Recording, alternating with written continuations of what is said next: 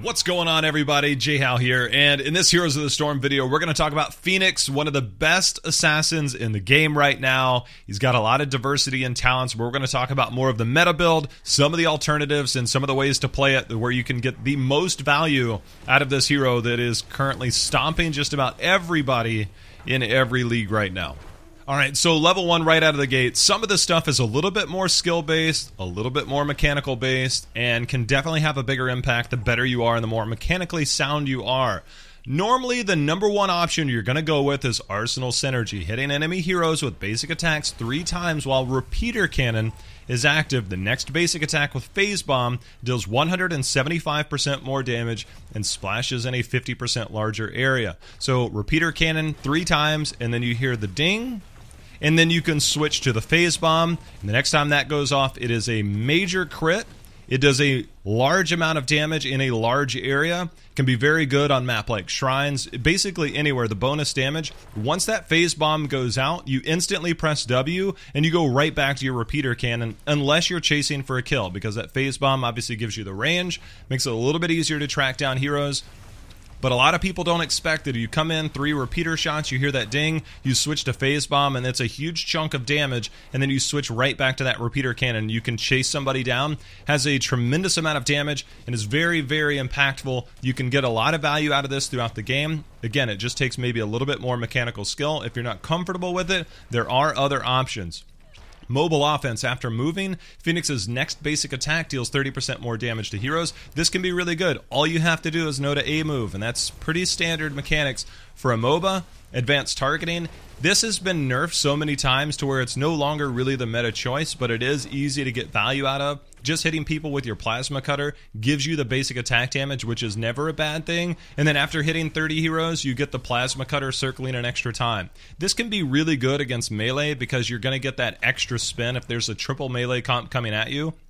Yes, you can get really good value out of Arsenal Synergy, but you can also get value out of your Plasma Cutter. So if you're afraid of that, this is easy to get value off of. You get that extra spin, makes it really good to track down targets or deal damage in an area. So it's really hard to go wrong at level 1, but Arsenal Synergy generally going to win out. At level 4, again, there is a variety of talents here that I think can all get added benefit out of. I'd say the one that you don't want to pick is Warp Conduit. Finding value out of that is difficult. The ones that you're going to look at, Emergency Protocol. When Shield Capacitor's shield becomes depleted, you get 25% movement speed for 5 seconds. If somebody's trying to come after you and you can simply warp away and then run away from them, that's generally going to be your best bet for survival. You can also use it to go forward, and this pairs well with your level 7 depending on what you want to go with. And this is generally going to be the safest bet. The other one that you can go with is Target Acquired, and I would caution that this is probably more meta than the other one because basic attacks against slowed heroes with Repeater Cannon active get 10% movement speed for 4 seconds, up to 40%. This is incredibly strong for chasing down heroes and also fighting within a fight. It allows you to move and stutter step a little bit quicker to get value out of your auto attacks, and so there is a lot of ways to use that.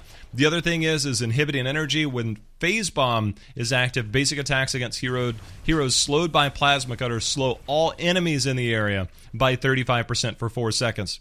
So there's value in going different ways because you will be using your Phase Bomb, you will be using your Repeater Cannon, and finding different value in the balance and how you want to play. It's going to be very dependent on the enemy composition, your own composition as far as holding strong on that front line. I think all of these have really good value. Inhibiting energy is very, very strong to get those slows, especially in the area. An AoE slow is very impactful, especially 35%. So this does have more value. I think it's harder for average skilled folks to get this, but all of these do have value, and you're gonna see it no matter what. So at level 4, there's a variety of options. Again, I think it's more up to personal preference at that point, so pick accordingly. So just like I talked about at level 1, one of the things that you can do here at level 7 is Combat Advantage. This, if you go the stacking quest and you get that extra spin on your Plasma Cutter, this is strong. And if you paired it with the slow at level 4, this is another way to get more value out of this when your cannon goes out. And getting Plasma Cutter dealing 35% more damage to slowed targets, well, it already slows, but if you get the slow before and you get the extra spin on it, Combat Advantage to chase down kills with this, you get the slow, you're hitting your Plasma Cutter, you attack, you move, as the slow goes, you can keep up with targets. Makes it very easy to chase down kills. It also makes it really easy to control areas and dare people to step into this. This is a very strong one to pick. One of the changes that we've seen recently was also to warp warfare. Getting 175% attack speed for 4 seconds while in repeater cannon mode after you warp. This is very, very strong. The hard thing is trying to stutter step move with something that already fires fast and then getting the true value out of the 175% speed. This is very appealing, but it oftentimes requires you to stand still to get true value out of that attack speed, because it's almost impossible to stutter step and A move as quickly as possible here, but it does have a place and it can trade out. If you have something like a Genji that's diving you, you can warp, and then if he tries to trade with you, your attack speed will generally win out, and it's one of those things that you can trade out just based on attack speed alone. The other one, divert power. Again, there are ways, especially with that level 4, that if you don't have a shield you can get value out of. This is a far more risky play. Draining your shield to do more damage is good. It's very appealing, but Fenix does not have a lot of health behind that shield. I would really exercise caution to ever go this unless you feel 100% confident. Divert power is extremely risky, extremely dangerous. It's high impact, high risk, high reward. It's just a matter of if you feel comfortable there. Looking at heroics, Purification Salvo, really, really strong. It's almost impossible to not get value out of this. It's a 75-second cooldown. You channel it, you get the laser, you lock on, and you fire a lot of damage at a lot of people, and it's really hard to heal up this amount of damage, especially in the middle of a team fight.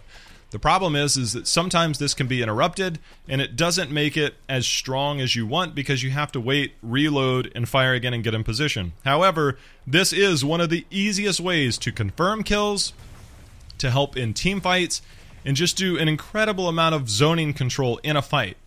I would say that this is 99% the pick that you generally want to go unless your team has value that you can get out of Planet Cracker, which is a really strong beam. It's a longer cooldown by 25 seconds, at least at the time of this video. It does do a lot of damage, but you have to keep people locked in place, and so it doesn't work as well. There are maps that you can use this on and get even more value outside of the PvP. The problem is the cooldown. You can use this on Brax's Holdout. I would actually say that Planet Cracker is better than Purification Salvo if you're on Brax's Holdout. If you ever lose a Zerg wave, Planet Cracker does do PvE damage outside of structures. And so you can use this to clear the Zerg wave. And this is a really strong way to do it. Alternatively, if you are pushing with a Zerg wave and you're going against something like a Ragnaros, the minute that Ragnaros pops Molten Core, it does really well at defending the Zerg wave. Simply rip Planet Cracker, because Molten Core is a heroic unit, and so while it is on the structure, Ragnaros is still the health bar there, and then you can use Planet Cracker to take down Molten Core super quickly, and that way you can push with it on Brax's Holdout, or you can defend with it on Brax's Holdout. But again, it is situational. You can also use it on the likes of something like Tomb of the Spider Queen. It acts similarly to a Lava Wave, is one way I like to put it. But again, Purification Salvo, winning team fights is generally going to be the name of the game. Planet Cracker does not necessarily do that, so Purification Salvo is the way to go. 13, we've seen some changes to this area, and a lot of them are just situational. I think Adanium Shell is just a safer bet. Whenever you warp, you get 50 armor for 4 seconds. This was recently buffed. I think this is a strong way. One of the best ways, though, auxiliary shields, is normally the safer route. You reduce your maximum health by 10%, but you increase your shield capacity, your shield, by 20%. And every time you basic attack, you regenerate that shield equal to the damage dealt. And if you go that level 1 talent where you explode that damage and you get the big area damage, you do regenerate that shield. And this is something that I think a lot of people kind of underestimate, is how strong this was. This was recently nerfed, I believe, and I think that this is one of those things that you're always going to get value out of, because generally your damage is coming from auto attack. So auxiliary shields is going to be your number 1, Adanium Shell maybe number 2. Anything outside of that would be situational for spell armor and the like. But auxiliary shield's definitely very strong. Level 16, this again is going to be situational. Offensive cadence, getting every 3rd basic attack against heroes with a repeater cannon active deals an additional 6% of the target's maximum health. This works really well against something like a Garrosh to get that percentage-based damage with every 3rd attack, which is pretty quick. It also trades out very well against a lot of other high health targets, but it's not always going to be the one. Photonic Weaponry is very, very strong at this. This is generally going to be your number one pick. Dealing 15% more damage while you have a shield from Shield Capacitor is strong. 15% more damage. That is applying to everything that you're doing. And if you pair that with your level 13 to where you're always getting shields back when you're auto-attacking, you're going to find it very difficult not to get value out of Photonic Weaponry. So Photonic Weaponry at 16, incredibly powerful, and this is probably your number one choice. Anything else I think is going to be more situational. Photonic Weaponry is going to be about as meta as you can get. 16, well, pretend there's only one option, because, well, there is, and it's Unconquered Spirit. Upon taking fatal damage, Shield Capacitor regains 800 shields. It does have a 2-minute cooldown, but getting that fatal damage and then dying and then getting a shield, it's like having a third health bar. It's so strong. I don't know why this is in the game. It's incredibly powerful. Just when you think you've got a kill on Fenix, he gets a shield. By that moment, he's already traded out very well. You can out-trade basically any hero late in the game with Unconquered Spirit. Outside of not being able to dodge skill shots, you should be able to trade out with just about anybody late in the game with this. Ignore all other talents at this level. Unconquered Spirit, way too strong. Until they nerf this, this is way too strong, and this is 100% the pick you should go with.